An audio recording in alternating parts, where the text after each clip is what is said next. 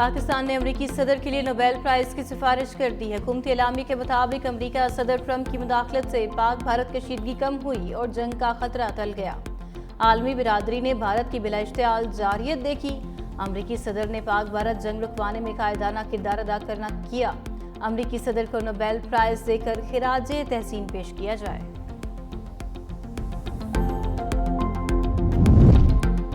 امریکی صدر ٹرمپ کہتے ہیں ایران پر حملے بارے ابھی کچھ نہیں کہہ سکتا، ایران سے بات کریں گے، دیکھتے ہیں کیا ہوتا ہے۔ اسرائیل کے پاس اتنی صلاحیت نہیں کہ وہ ایران کی جوہری صلاحیت ختم کر سکے۔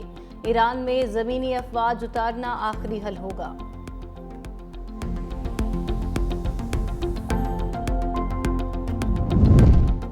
وزیر اعظم اور امریکی وزیر خارجہ میں اہم رابطہ۔ شہباز شریف بولے ایران اسرائیل جنگ کا پرامن حل چاہتے ہیں۔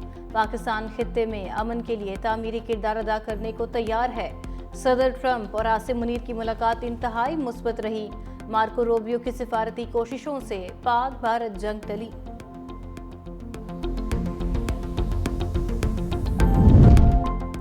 بھارت نے سندھو کی طرف میلی آنکھ سے دیکھا تو ایک اور جنگ لڑیں گے۔ بلاول بھٹو کی وارننگ۔ کراچی میں جلسے سے خطاب کرتے ہوئے کہا پاکستان دہشت گردی کا سرپرست ہوتا تو فیلڈ مارشل کو وائٹ ہاؤس میں دعوت نہ دی جاتی۔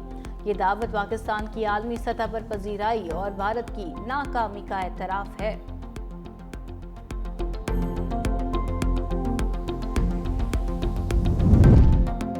اور کراچی کے علاقے منگو پیر میں پانی چوری کا بڑا نیٹ ورک بے نقاب۔ واٹر بورڈ، پولیس اور رینجرز کی مشترکہ کارروائی۔ واٹر بورڈ کی مین لائن سے پانی کی منظم چوری پکڑ گئی۔ اینٹی واٹر تھیفٹ سیل نے غیر قانونی کنیکشنز کاٹ دیے۔ ملزموں نے گھروں کے اندر زیر زمین ٹینک بنا رکھے تھے جہاں پانی جمع کر کے ٹینکروں کے ذریعے شہر بھر میں فروخت کیا جاتا تھا۔ بیٹھک سلامتی کونسل کے اجلاس سے خطاب میں سیکریٹری جنرل انتونیو گوتریس نے کہا ایران اسرائیل جنگ پر سلامتی کونسل آج امن کا واضح پیغام دے۔ ایران اور اسرائیل فوری جنگ بندی کریں، امن کو موقع دیا جائے، جنگ سے گریز کیا جائے۔ ایران اسرائیل تنازع بڑھا تو پھر کسی کے کنٹرول میں نہیں رہے گا۔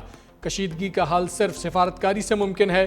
ایران بارہا کہہ چکا ہے وہ ایٹمی ہتھیار نہیں بنا رہا۔ دنیا میں امن عالمی برادری کی ذمہ داری ہے۔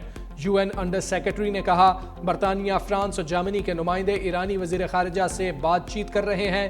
ہر گزرتے دن کے ساتھ عوام کے لیے خطرات بڑھتے جا رہے ہیں۔ ایرانی دارالحکومت تہران کو کئی بار انخلا کی دھمکی دی گئی۔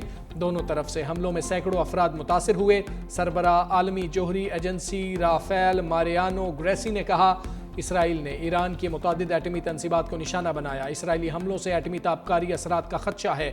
ایران کی جوہری تنصیبات پر نظر رکھے ہوئے ہیں۔ صفاق اسرائیل کی حمایت، شرم امریکہ کو مگر نہیں آتی۔ سلامتی کونسل میں امریکی سفیر بولی ایران کی جوہری تنصیبات پر حملے کے لیے اسرائیل کی مکمل حمایت کرتے ہیں۔ ایران کے پاس ابھی بھی وقت ہے کہ وہ درست فیصلہ کرے اور جوہری افزودگی کا پروگرام ترک کر دے۔ ایران نے حماس کے ذریعے اسرائیل پر حملہ کرایا اور حزب اللہ کو بھی شمالی محاذ پر تیار کرایا۔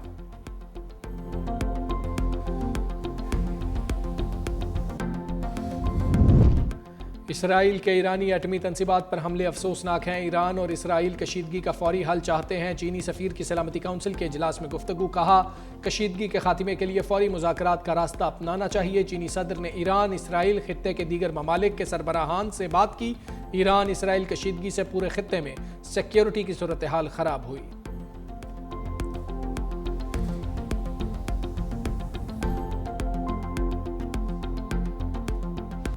جنگ کے خاتمے کا واحد راستہ دشمن کی جارحیت کا غیر مشروط خاتمہ ہے۔ ایرانی صدر مسعود پزشکیان کہتے ہیں ہم نے ہمیشہ امن کی کوشش کی لیکن مسلط کردہ جنگ کا جواب دینا لازم ہے۔ صہیونی دہشت گردی کا مکمل خاتمہ ناگزیر ہے۔ مستقل امن کے لیے ضروری ہے اسرائیلی مہم جوئیوں کو ہمیشہ کے لیے ختم کرایا جائے۔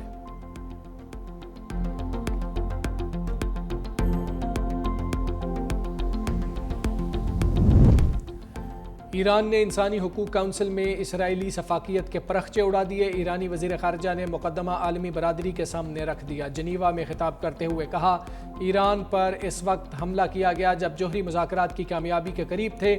ایرانی عوام کے خلاف بلا جواز جنگ مسلط کی گئی۔ ہماری تنصیبات پر حملے کیے۔ ایران اس وقت اسرائیل کی بے رحم جارحیت کی زد میں ہے، اقوام متحدہ چارٹر کے تحت صہیونی ریاست کو جواب دے رہے ہیں۔ ایرانی جوہری تنصیبات پر حملے بین الاقوامی قوانین کی سنگین خلاف ورزی ہیں۔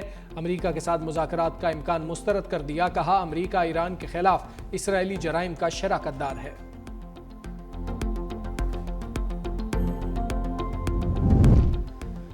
ایران کے جوہری پروگرام پر سفارتی حل کی تلاش، جنیوا میں ایران اور یورپی یونین کے درمیان مذاکرات، ایرانی وزیر خارجہ عباس اراغچی کی شرکت۔ برطانوی وزیر خارجہ نے کہا یہ واضح ہونا چاہیے کہ ایران جوہری ہتھیار نہیں رکھ سکتا، ایران کو امریکہ کے ساتھ مذاکرات جاری رکھنے چاہیے۔ یورپی رہنما تہران کے ساتھ مزید مذاکرات کے لیے تیار ہیں۔ جرمن وزیر خارجہ نے کہا ایرانی وفد کے ساتھ سنجیدہ اور مفید گفتگو ہوئی۔ فرانسیسی وزیر خارجہ کہتے ہیں ایران بات چیت جاری رکھنے کو تیار ہے، امریکہ کو بھی مذاکرات اور حل تلاش کرنے میں شامل ہونا ضروری ہے۔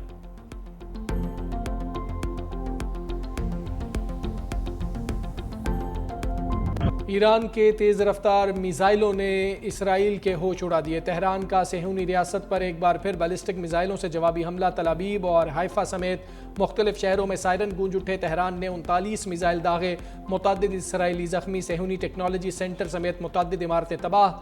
وائزمین انسٹی ٹیوٹ کی تباہی سے اسرائیل کو بھاری نقصان، یونٹ 8200 کو شدید نقصان پہنچا۔ اسرائیلی فوج کے کمانڈ اور انٹیلیجنس ہیڈ کوارٹرز بھی نشانہ بنے۔ اسرائیل کا میزائل دفاعی سسٹم کی ناکامی کا اعتراف، ایرانی حملوں میں اسرائیلی شہریوں کی ہلاکتوں کی تعداد 50 ہو گئی۔ پاسداران انقلاب کا حملوں کی شدت میں مزید اضافہ کرنے کا اعلان۔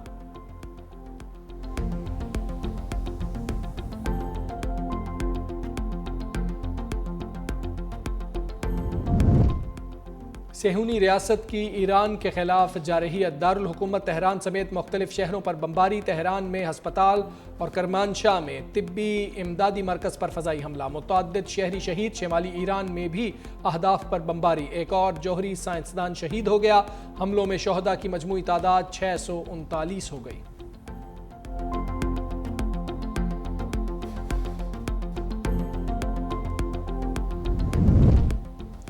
امریکہ اور جرمنی جنگ کی آگ بھڑکانے لگے۔ ایران کے خلاف کارروائیوں کے لیے اسرائیل کو ہتھیاروں کی فراہمی، گزشتہ ہفتے سے اب تک اسلحے اور دیگر فوجی سامان لیے 14 طیارے اسرائیل پہنچے۔ اسرائیلی وزارت دفاع کے حکام کا کہنا ہے یہ ضروری ساز و سامان جنگ میں اسرائیلی فوجی صلاحیتوں میں اضافے کے لیے پہنچایا گیا۔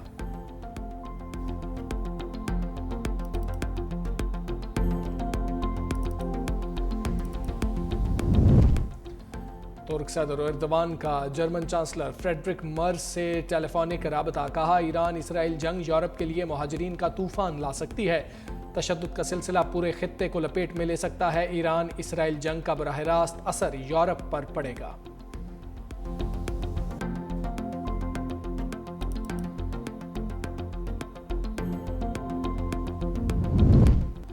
وزیر اعظم شہباز شریف کی مولانا فضل الرحمان کی رہائش گاہ آمد، مولانا کے صاحبزادے اسجد محمود پر حملے اور اغوا کی کوشش پر اظہار تشویش، خیریت دریافت کی۔ وزیر اعظم کے ملوث افراد کی جلد گرفتاری کے لیے احکامات۔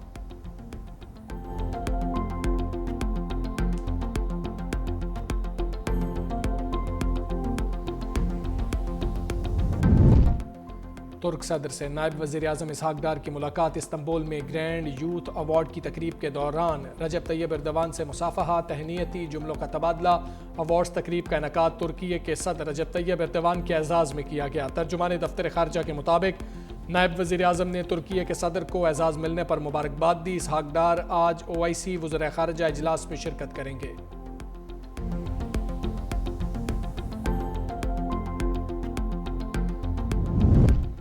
پاکستان چین بنگلہ دیش کا مشترکہ ورکنگ گروپ بنانے پر اتفاق۔ ترجمان دفتر خارجہ کے مطابق چین میں تینوں ممالک کے نائب وزراء خارجہ اور سیکرٹری خارجہ کی سطح کا پہلا سفریقی اجلاس۔ پاکستان کی سیکرٹری خارجہ آمینہ بلوچ کی ابتدائی مرحلے میں ویڈیو لنک کے ذریعے شرکت۔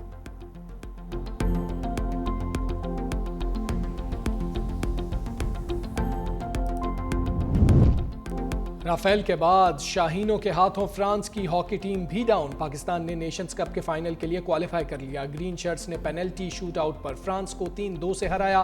گول کیپر منیب الرحمان نے شوٹ آؤٹ میں 3 یقینی گول روکے۔ رانا وحید اشرف، حنان شاہد اور افراز نے ایک گول سکور کیا۔ مقررہ وقت تک دونوں ٹیموں میں مقابلہ 3-3 گول سے برابر رہا۔ دوسرے سیمی فائنل میں نیوزی لینڈ نے جنوبی کوریا کو شکست دے دی۔ فائنل پاکستان اور نیوزی لینڈ کے درمیان آج کھیلا جائے گا۔